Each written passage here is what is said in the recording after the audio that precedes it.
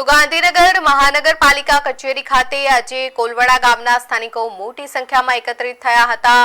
ગામમાં ગટર, પીવાના પાણી, રોડ રસ્તા તેમજ ટાઉન પ્લાનિંગ સંબંધિત વિવિધ સમસ્યાઓ લાંબા સમયથી યથાવત રહેતા સ્થાનિકોમાં ભારે રોષ જોવા મળ્યો હતો। સ્થાનિકોના જણાવ્યા મુજબ કોલવડા ગામ છેલ્લા ઘણા સમયથી મૂળભૂત સુવિધાઓથી વંચિત છે। વારંવાર રજૂઆતો છતાં સમસ્યાઓનો યોગ્ય નિકાલ ન આવતા આજે ગાંધીનગર મહાનગરપાલિકામાં પહોંચી વિરોધ વ્યક્ત કર્યો હતો। દરમિયાન સ્થાનિકોના પ્રતિનિધિ મંડળે મહાનગરપાલિકાના મ્યુનિસિપલ કમિશનર જે.એસ. પ્રજાપતિને આવેદનપત્ર પાઠવી તાત્કાલિક કાર્યવાહી કરવાની માંગ કરી હતી।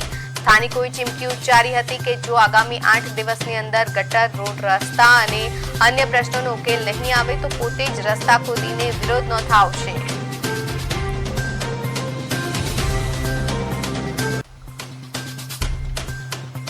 અમે આજે કમિશનરજી અને મેયરજીને આવેદન આપવા માટે આવ્યા છીએ।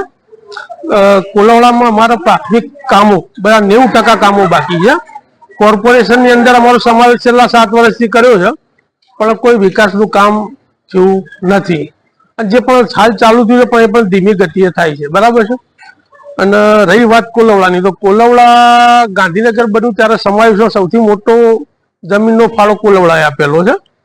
અમારા હાલ પ્રાથમિક પ્રશ્નો તો ગટર, લાઇટ, પાણી ઘણા એવા પ્રશ્નો છે। બીજા એક જમીનોના પણ ટીપી સ્કીમોના જે 20-25 વર્ષથી ટીપી 14, 15, 34 આપી છે પણ એ હજુ ચાલુ કામ કરતા નથી, એટલે પ્રશ્નો બધા એવા છે ઘણા। જે છેલ્લા ઘણા સમયથી છેલ્લા 2-4 મહિનાથી સ્થાનિકો દ્વારા છેલ્લા 5 વર્ષથી કોલવડા ગામને જીએમસીમાં લીધા બાદ જે પાયાની સુવિધાની તકલીફ પડતી હતી એની વારંવાર કોર્પોરેટરો અને કમિશનર, મેયરશ્રીને અમને રજૂઆતો કરી હતી, પણ મુખ્યત્વે અમુક વિસ્તારની અંદર ક્યાંક પાણીની સમસ્યાઓ છે, ક્યાંક રોડ રસ્તાની સમસ્યાઓ, વીજળીની સમસ્યાઓ, આમ અનેક સમસ્યાઓને લઈને સ્થાનિકો દ્વારા જે માગણીઓ કરવામાં આવી હતી, પરંતુ અંતે 2 દિવસ પહેલા આપ સૌએ જોયું એ રીતે એક મિટિંગ બોલાવી હતી અને જે બાદ આજે આવેદનપત્ર આપવા અમે સૌ ગ્રામજનો સાથે કમિશનરશ્રીને આવેદનપત્ર આપવા માટે આવ્યા